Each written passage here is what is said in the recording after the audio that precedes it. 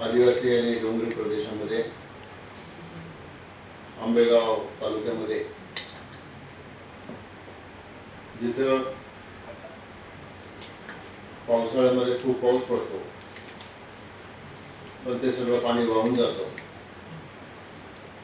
आणि उन्हाळ्यामध्ये शेतीलाच काय पण प्यायला सुद्धा पाणी नसतं. आजपर्यंत या डोंगराळ आणि दुर्गम भागामधला शेतकरी वर्षातून येणारं एक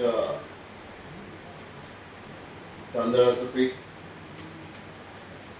आणि भाताचं पीक आणि त्याच्याबरोबर निसर्गाने ठेवलेल्या हिरडीच्या झाडापासून खाली पडणारे हिरडे हे गोळा करून आपला संसार वर्षानुवर्ष चालू होतो.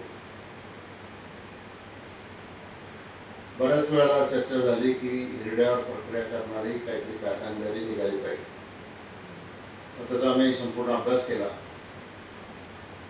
की जे प्रॉडक्ट बनवायचं ते प्रॉडक्ट बनवण्यासाठी आपल्या भागामध्ये त्या दर्जाचा हिरडा उपलब्ध नाही आणि जेवढा हिरडा उपलब्ध, जेवढी आवश्यकता आहे तेवढा हिरडा पण त्या दर्जाचा उपलब्ध नाही आणि म्हणून आम्ही सतत नवीन नवीन प्रयोग करत असतो. असंच या आदिवासी भागातल्या आदिवासी शेतकऱ्यांच्यासाठी एक नवीन प्रयोग आम्ही केला. त्या भागातल्या काही शेतकऱ्यांना भीमाशंकरला महाबळेश्वरला अभ्यासासाठी पाठवलं. अभ्यास करून आल्यानंतर एक शेतकऱ्यांच्या मनामध्ये विश्वास तयार झाला की आपण नक्की हे महाबळेश्वरचं मॉडेल इथं रेप्लिकेट करू शकतो. त्याप्रमाणे DPDC असेल, आदिवासी विभागाचं न्यूक्लियस बजेट असेल किंवा अन्य जिथं जिथं निधीचे स्रोत आहेत त्या स्रोतामधून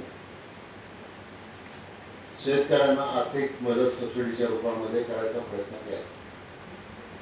आणि सगळ्यात आनंदाची गोष्ट ही आहे की ज्या शेतकऱ्यांनी हा प्रयोग केला त्यांना सगळ्यांना एक चांगलं असं यश मिळालं. आता या भागात आम्ही जे स्ट्रॉबेरीचं पीक घेतलं,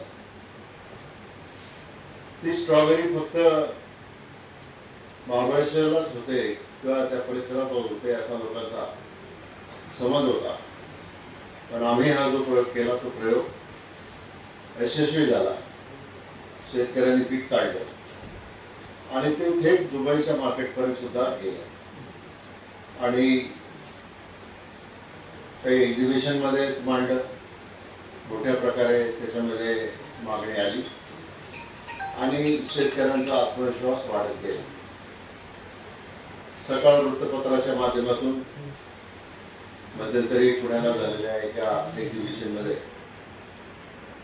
या स्ट्रॉबेरीची खूप चर्चा झाली आणि आता शेतकरी सांगायला लागले की पाऊस उन्हाळ्यात कमी असतो पण आम्हाला अधिक काम करायचं आणि साहजिकच त्याच्यामध्ये त्या शेतकऱ्यांचं उत्पन्न वाढवण्यासाठी स्ट्रॉबेरी किंवा तत्सम या पिकांसाठी जास्तीत जास्त जमीन उपलब्ध झाली पाहिजे किंवा जमिनीवर त्याचं प्लांटेशन झालं पाहिजे. याच्यातून चांगले पैसे शेतकऱ्यांना मिळाले. पण शेवटी नुसतं स्ट्रॉबेरी किंवा तत्सम काही पिकं घेऊन चालणार नाही. तर त्याच्यामध्ये राज्य सरकारच्या तर्फे आमच्या सर्व कार्यकर्त्यांच्या तर्फे त्याचा प्रचार आणि प्रसार केला. आणि आता एक दुसरा विचार आमच्या मनामध्ये आला. आता नुसती स्ट्रॉबेरीचं उत्पन्न घेऊन कदाचित शेतकऱ्यांना जेवढा मोबदला पाहिजे, जेवढी लागवड व्हायला पाहिजे तेवढी होणार नाही. आणि म्हणून आज आम्ही एक प्रयोग केला. स्ट्रॉबेरी पासून अनेक प्रकारचे उपपदार्थ तयार करण्याचं काम या मंचर, आंबेगाव, भीमाशंकरच्या परिसरामध्ये झालेलं आहे. आणि माझी खात्री आहे की दुर्गम आणि डोंगरी भागामध्ये जिथं पाण्याची चणचण आहे अशा ठिकाणी सुद्धा एक नवीन प्रयोग करून शेतकऱ्यांना अधिकचं उत्पन्न मिळालं. त्याच्यामध्ये शेतकऱ्यांच्याही मनामध्ये आनंद आहे आणि आम्हालाही काहीतरी नवीन केल्याचं, एक नवीन काम केल्याचा आनंद आहे. त्यामुळं आता हाच धागा पकडून आम्ही पुढे जाणार आहोत. बाकीच्या सुद्धा अनेक योजना आमच्या मनामध्ये आहे. आता 27 साली कुंभ होणार आहे.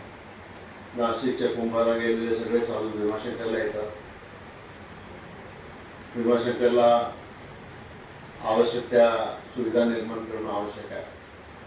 तरुण मुलांना रोजगार देण्यासाठी होमस्टेची कल्पना सुद्धा आम्ही विचार केलेले आहे. त्याच्यामधून तो होमस्टे कसा वाढवता येईल आणि त्याचं उत्पन्न कसं वाढेल त्या डोंगराळ प्रदेशातल्या लोकांचं, याची एक भूमिका आमची आहे.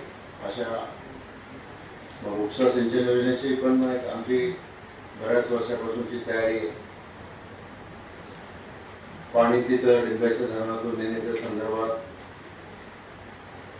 प्रशासकीय मान्यता सुद्धा सरकारतर्फे मिळालेली आहे आणि एकंदरीतच लोकांच्या जीवनामध्ये आनंद निर्माण करण्याचा प्रयत्न आमचा आहे.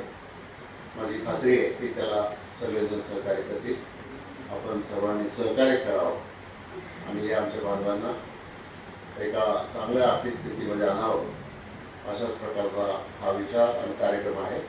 आणि तो आम्ही एक टिपिकल आंबेगाव मॉडेलमधून महाराष्ट्रामध्ये आम्हाला त्याची प्रसिद्धी करायची. धन्यवाद.